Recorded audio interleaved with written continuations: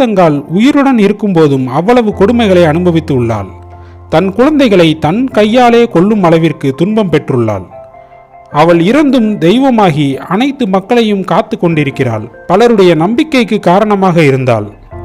ஆனால் இன்று அவளுடைய திருவுருவ சிலையை கூட நம்மால் காப்பாற்ற முடியவில்லை. இதனை செய்தவர்களை வத்ராயிருப்பு காவல்துறை தேடிக்கொண்டிருக்கிறது. இந்த சம்பவம் திருட்டு நோக்கத்திற்காக நடைபெற்றது என்று சுற்று வட்டாரத்தில் உள்ளவர்கள் கூறுகின்றனர். ஆனால் உண்மை என்னவென்று தாய் நல்லதங்காள் ஒருவளே அறிவாள். உங்கள் ஊர்களில் உள்ள காவல் தெய்வங்களையும் ஊர் கோயில்களையும் நீங்களே பார்த்து கொள்ளுங்கள்.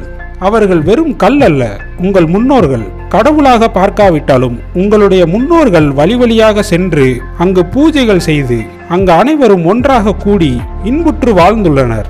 ஊர் கூடி இன்பம் கழிக்கும் ஒரு இடமாக நம்மளுடைய வரலாற்றில் கோயில்கள் இருந்துள்ளன. வருடத்திற்கு ஒரு முறை குலதெய்வம் கோயிலிற்கு அனைத்து உறவினர்களும் சென்று வழி